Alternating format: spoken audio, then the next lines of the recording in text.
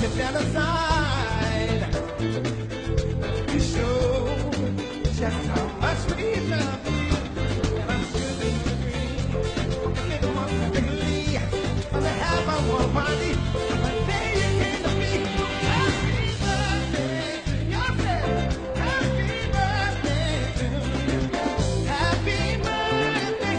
Happy birthday to you. Happy birthday to you. Happy. That was your feet aside. You show just how much we love you. And I'm sure that you agree. If it wasn't really on the half I want money, but then you came to me. Happy birthday to yourself. Happy birthday to you. Happy. Just want to invite you all to listen to Minister Gilbert as he gives us the history of Temple 36, Wichita, Kansas. Bishop Scott, Chief Bishop Scott came here, started to work in 1947-48. The original church was on 13th in Pennsylvania. And we're going to let Minister Gilbert just take you through a history lesson of the temple here at 36. Minister Gilbert, you say you first met Chief Bishop S.C. Scott on 13th in Pennsylvania? I first met Bishop Scott about 1950 when I met Bishop Scott. And after that, I knew him just as bishop, chief bishop. And after we were required to sell the church at 13th Pennsylvania, we moved out here and purchased land out here to build the church out here. But after getting the land appraised and everything, we found that we were short of funds of what we needed to start the contract of building the church out here.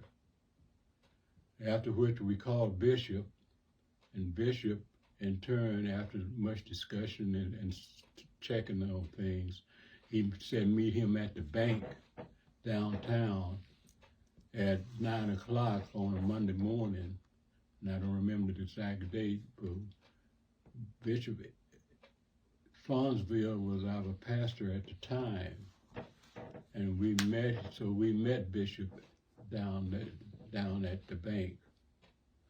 And one of the things was we were kind of comical about it, and we thought it was, but it was found out later it was business. When we were there early, and when Bishop Scott came in, and he walked in the door, and the gentleman at the desk looked up and saw who it was, and he says, "Oh, Scott, what are you doing here?" And so, after some explanation as why we were there and everything, and told him what we needed, how much we needed to start the construction of the building, Bishop Scott turned around and said, "Oh, well, just let him have it." And the man did not question or I didn't hear any more question about it, who signing papers or anything like that. And after much discussion and everything, we came home to Bishop Fonzville, and the next day the money was in the bank that what we needed to begin the construction of it at 2725 North Hillside. And that's how we got started with building the church out here. Okay, and so after the church was built, 2725 North Hillside, some years later, now Bishop Harold Edwards, which was Elder Edwards at the time, was placing a big celebration on the mortgage burning celebration, and you all invited Bishop Scott. Yeah, we had it all built up that we're gonna really surprise Bishop with the papers of the final payment of the building, and had a big business meeting, and everybody was here, and and looking forward to having a big celebration with Bishop Scott. And we thought he would be surprised and really have a lot to say about it. So when in the pulpit, Bishop Edwards said, "Bishop, here's the final note on our building and everything, and we want to thank you and everything." Bishop Scott said, "Oh yeah," and we hand Bishop to Scott. Bishop Scott said, "Oh yeah, I just got through getting another one," and just put the note in his pocket, and everybody was disappointed because he didn't make a big do out of paying off the building. It was just another day for him. So it was a big surprise at the time. Right. So he had paid off several churches somewhere else, and it was just it was a normal thing for him. A normal thing. But you all were excited, happy about it. Yes. But for him, that was just the work of the chief bishop, and so that's really interesting. That's amazing. So. But again, we just wanted to hear, this testimony from you, because you were there and you were able to see it, and you've seen it again, as we built this part of the building that we're sitting in right now, this new educational wing.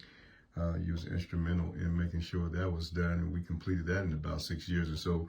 You are just some walking history, and so we just wanted to share this with the Scott family as they continue to chronicle some of the things that he did, and especially his mission and his purpose was really to put the Church of the Living God on the map by having so many churches around the nation, and he did his part. So anything else you want to add to this? The thing I would add, I admire Bishop Scott very much, because he made his rounds all the time to the churches, and anything you needed, book-wise, lesson-wise, information-wise, he always could give it to you, furnish it for you, even if he had it in the trunk. If he didn't have it in the trunk of his car, which he always had carried with him a lot of that information. And if he did not have it, he would make sure and supply you with what you needed. And you did not have an excuse as not to know about the Church of Living God, what it was about. He always had that information, and he would readily explain it to you.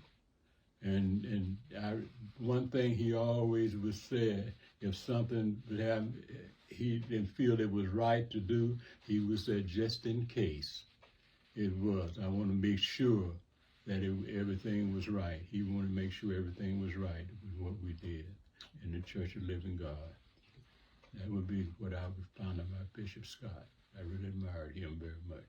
Okay, that's good, because I know that I've always heard the stories about how he would travel, and I think that's very important for the chief bishop to show up at every church to see how they're doing, to make sure they're supplied with Bibles and constitutions, and not only that, but his influence, and because he could get the money at the bank where some people couldn't, and so it's very powerful. And we just wanted to just share this with not only the Scott family, but the Church of the Living God Brotherhood in entirety. So we thank you, Minister Gilbert, for sharing this story. I've heard you say it all the time, and I know that once the camera started, we didn't laugh as much, but I just love to see how you lit up when you said that when you guys got ready to have that big celebration, that to him it was just business. It was another day's work, and he was moving on to the next one. And so there are a lot of churches around this organization, this brotherhood, that would not be here, especially our particular temple, if it had not been for the work of Bishop Chief Scott. And so we thank God for all the work that he's done, and that this work is still continuing. And so we just thank you for your interview, and thank you for sharing with us, what you know about the history of Temple 36, Wichita, Kansas, 2725 North Hillside. Anything else you have? No, sir. All right. God bless you.